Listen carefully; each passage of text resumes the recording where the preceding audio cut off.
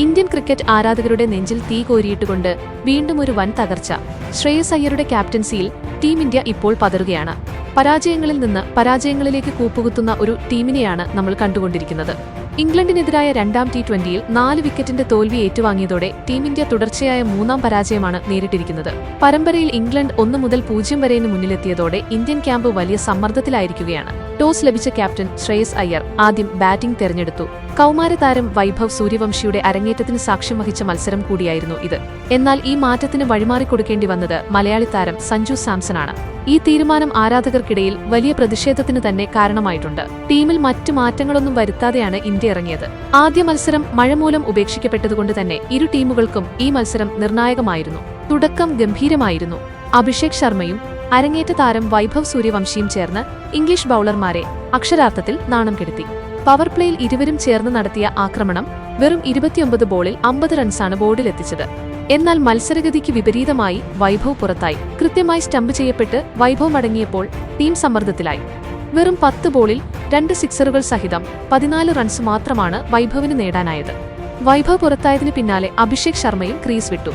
വെടിക്കെട്ട് ബാറ്റിംഗിലൂടെ 24 ബോളിൽ 8 ഫോറും 1 സിക്സും അടക്കം 43 റൺസ് നേടി അദ്ദേഹം മടങ്ങി. അവിടെ നിന്നാണ് ശ്രേയസ് അയ്യരും ഇഷാൻ കിഷനും തമ്മിലുള്ള കൂട്ടുകെട്ട് തുടങ്ങിയത്.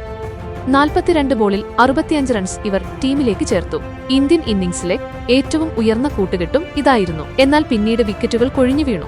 3 വിക്കറ്റുകൾ വീഴ്ത്തിയ സാം കറനാണ് ഇംഗ്ലീഷ് ബൌളിംഗ് നിരയിൽ ഇന്ത്യയുടെ നട്ടെല്ലൊടിച്ചത്. ഇന്ത്യൻ നിരയിൽ ആർക്കും അർദ്ധ സെഞ്ചുറി തികയ്ക്കാനായില്ല എന്നതാണ് ഏറ്റവും ദയനീയമായ അവസ്ഥ. 40 ബോളിൽ 49 റൺസ് നേടിയ ഇഷാൻ കിഷനാണ് top scorer. Captain Shreyas Iyer 37 റൺസും തിലക് വർമ്മ അവസാന ഓവറുകളിൽ നടത്തിയ പോരാട്ടത്തിൽ പുറത്താകാതെ 24 റൺസും നേടി. അങ്ങനെ ഇന്ത്യ 190 റൺസിലെത്തി. എന്നാൽ മധ്യ ഓവറുകളിൽ കുറച്ചുകൂടി അഗ്രസീവായി ബാറ്റ് ചെയ്തിരുന്നെങ്കിൽ 210 മുതൽ 220 വരെ റൺസ് ഉറപ്പായും നേടാമായിരുന്നു. 191 റൺസ് എന്ന ടാർഗറ്റ് വളരെ വലുതാണെന്ന് കരുതിയെങ്കിലും ഇംഗ്ലണ്ടിന്റെ ബാറ്റിംഗ് വെടിക്കെട്ടിന് മുന്നിൽ ഇന്ത്യ നിസ്സഹായരായി. ജേക്കബ് ബെത്തലിന്റെ തകർപ്പൻ ഇന്നിംഗ്സ് ഇന്ത്യയുടെ കഥ കഴിച്ചു എന്ന് തന്നെ പറയാം. 46 ബോളിൽ 5 സിക്സറും 5 ഫോറും സഹിതം പുറത്താകാതെ 76 റൺസ് അടിച്ചുകൂട്ടിയാണ് അദ്ദേഹം ഇംഗ്ലണ്ടിനെ ജയത്തിലേക്ക് നയിച്ചത്. ക്യാപ്റ്റൻ ഹാരി ബ്രൂക്കും ടോം ബാൻഡണും തങ്ങളുടെ റോൾ കൃത്യമായി ചെയ്തതോടെ ഓരോവറും 4 വിക്കറ്റും ബാക്കി നിൽക്കെ ഇംഗ്ലീഷ് പടജയത്തിലേക്ക് കുതിച്ചെത്തി. ഇന്നത്തെ കളിയിൽ ഇന്ത്യയുടെ ബൌളിംഗ് നിരയും പരാജയമായിരുന്നു. കൃത്യമായ പ്ലാനിംഗ് ഇല്ലാത്ത ബോളിംഗാണ് ഇംഗ്ലീഷ് ബാറ്റ്സ്മാൻമാർക്ക് കാര്യങ്ങൾ എളുപ്പമാക്കിയത്. ഓൾഡ് ട്രഫോർഡിലെ ചെറിയ ബൗണ്ടറികൾ പ്രയോജനപ്പെടുത്താൻ ഇംഗ്ലീഷ് താരങ്ങൾക്കായി. എന്നാൽ ഇന്ത്യൻ ബൌളർമാർക്ക് ആ ലൈനും ലെങ്തും കണ്ടെത്താൻ സാധിച്ചില്ല. ഇനി ഇന്ത്യൻ ടീമിന് മുന്നിലുള്ളത് വലിയ വെല്ലുവിളികളാണ്. അടുത്ത മത്സരങ്ങളിൽ വിജയിക്കുക എന്നത് അവരുടെ നിലനിൽപ്പിന് അത്യാവശ്യമാണ്. ഇന്ത്യൻ ടീമിന്റെ ഈ തോൽവിക്ക് ശേഷം മാറ്റം അനിവാര്യമാണോ? നിങ്ങളുടെ നിർദ്ദേശങ്ങൾ താഴെ കമന്റ് ചെയ്യുക. ക്രിക്കറ്റ് ലോകത്തെ പുതിയ വാർത്തകൾ വേഗത്തിൽ അറിയാൻ fast cricket Malayalam channel subscribe ചെയ്യുക. വീഡിയോ ഇഷ്ടപ്പെട്ടാൽ ലൈക്ക് ചെയ്യാനും ഷെയർ ചെയ്യാനും മറക്കരുത്. നിങ്ങളുടെ പ്രിയപ്പെട്ട താരം ആരാണെന്ന് താഴെ കമന്റ് ചെയ്യൂ. പുതിയൊരു ക്രിക്കറ്റ് വാർത്തയുമായി അടുത്ത വീഡിയോയിൽ കാണാം.